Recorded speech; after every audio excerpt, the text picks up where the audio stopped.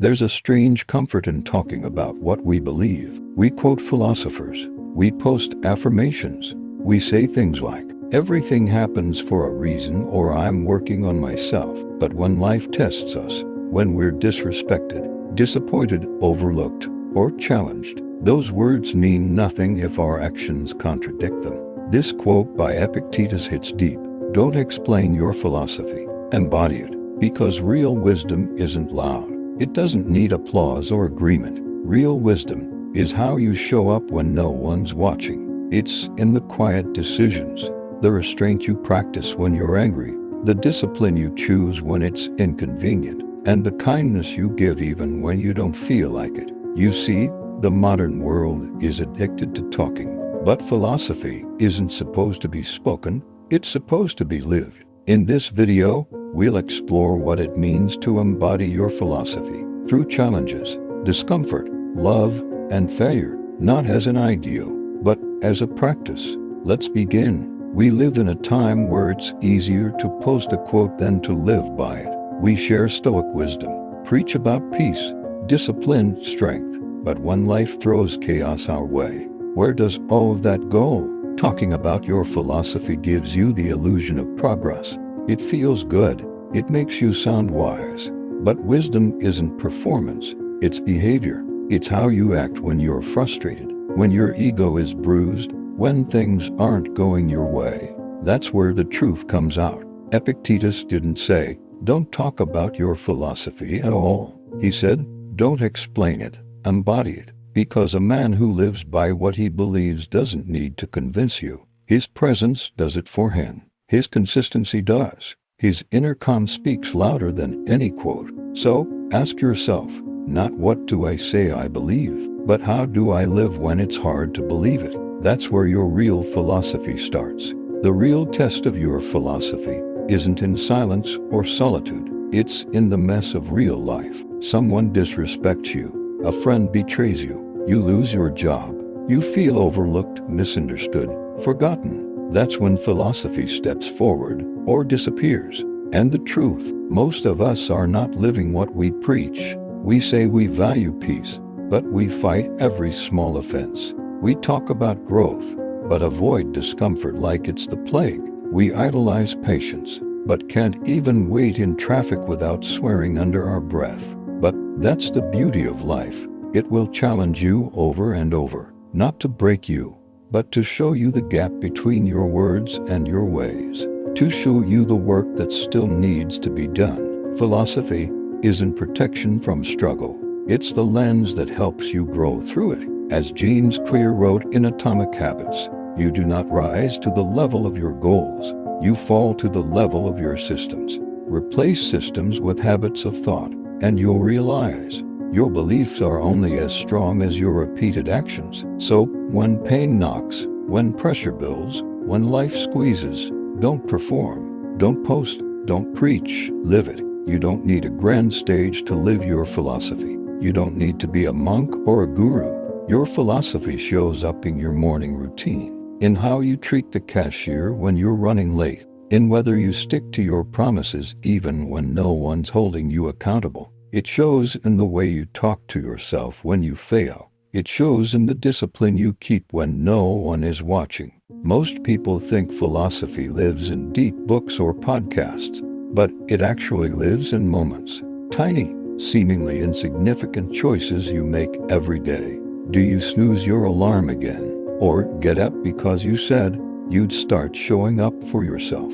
Do you respond with grace or ego? Do you live with intention or float on autopilot? Marcus Aurelius said, "Waste no more time arguing what a good man should be. Be one." That's what it's about. Your life is your argument. Your day-to-day is your philosophy in action. It's easy to talk about growth when everything's going well, but real growth, it shows when you're triggered, when someone disrespects you, when you're tempted to act out of insecurity, revenge, or pride. That's when the mirror comes up, and it never lies. We all have a choice. Repeat the same patterns, or reflect and realign. Your emotional reactions are the curriculum. Life gives you the same lessons again and again, until you start to embody your philosophy. Not just understand it, You say you want peace, but can you hold your tongue when someone attacks your character? You say you want self-control, but do you scroll mindlessly every night to avoid discomfort? Self-awareness isn't self-judgment, it's self-honesty. It's catching yourself in the act and saying, that wasn't aligned with who I say I am, and then trying again, not because you have to, but because you're committed to something deeper. In Meditations, Marcus Aurelius reminds us, if it is not right, do not do it. If it is not true, do not say it. Simple, not easy, but that's the journey of embodiment. Living your truth becomes a lot harder when there's no applause, no likes, no validation, no one noticing how much you've grown. That's when your philosophy becomes real, because now you're not doing it for the reward. You're doing it because it aligns with who you are. That's embodiment. You're honest even when lying would be easier. You're kind even when it won't be returned. You stay grounded even when the world wants a reaction out of you. That's not weakness. That's inner strength. In The Obstacle is the Way, Ryan Holiday writes, character is fate. What you do repeatedly becomes who you are, and who you are shapes where you end up. So when it's quiet, when no one claps, when you feel invisible, that's your moment. Will you fold into bitterness, or will you keep walking your path, deeply rooted in what you believe? Because the people who truly embody their values don't need a crowd. They have something stronger, integrity. We're conditioned to think the loudest person in the room is the most powerful, but that's not true. Real strength is often quiet. It's patient. It doesn't need to announce itself. You don't have to constantly explain your perspective if you're living it. You don't have to argue to prove your worth if you're showing up with quiet confidence. You don't need to convince people to respect you if you carry yourself with self-respect. In 12 Rules for Life, Jordan Peterson writes, stand up straight with your shoulders back, not just physically, but philosophically. Own your life, own your beliefs. Let your actions reveal your values, not your voice. Epictetus didn't mean you should stay silent forever. He meant, speak less, live more. Let your life be the evidence. Let your habits be the speech. Let your energy speak in ways that words can't. And if someone misunderstands you, let them. Truth doesn't panic when it's questioned. It stands tall, even in silence. You might fool people. You might say the right things, post the right quotes, even carry a calm presence, but deep down, your soul knows when you're out of alignment. You can't fake peace. You can't fake clarity. You can't fake a life that honors your values. That's the thing about embodying your philosophy. It's not a performance. It's not about appearing wise or calm or put together. It's about being those things, even when it costs you something, even when no one's looking. People often think embodiment is perfection. It's not. It's self-honesty. It's the quiet voice that says, this isn't who I want to be, and then takes a small, real step toward becoming someone better. In The Four Agreements, Don Miguel Ruiz writes, be impeccable with your word. And that includes the promises you make to yourself, spoken or silent. Alignment is when your actions, values, and heart all walk in the same direction. No mask, no act, just real, hard-earned congruence. And once you taste it, you'll never want to go back. One of the clearest signs of living your philosophy is how you handle emotional friction. When someone disrespects you, do you react or do you respond? Reactions come from ego.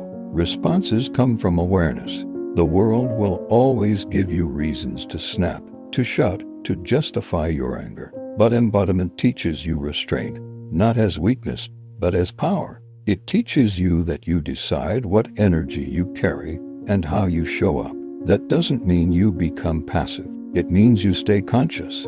You don't let someone else's chaos pull you out of your peace. Epictetus said, it's not what happens to you, but how you react to it that matters. So every trigger is a mirror. Will you match the noise or stay rooted in who you are? Will you explain yourself to be understood or live in a way that speaks for itself? Respond with clarity, with dignity, with values. That's when you stop living on autopilot and start leading from within. You don't owe the world an explanation for your values. You owe yourself a life that reflects them. People will question your silence, doubt your calm, misread your stillness.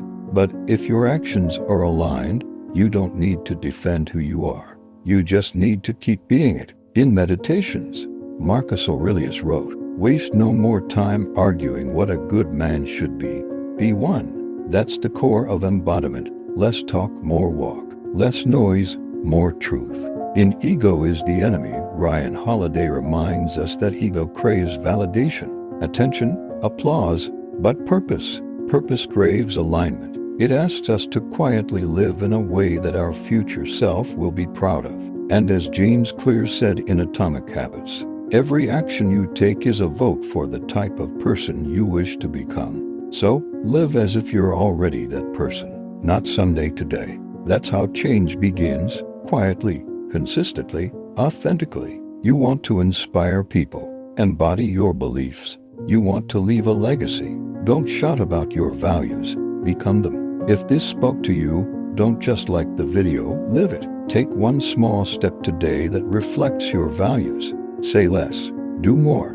And if you're on a journey of self-mastery, truth, and quiet strength, subscribe to Innerverse. Here, we don't chase applause, we chase alignment. Drop a comment. What's one value you're ready to stop talking about and start embodying? Let's grow together.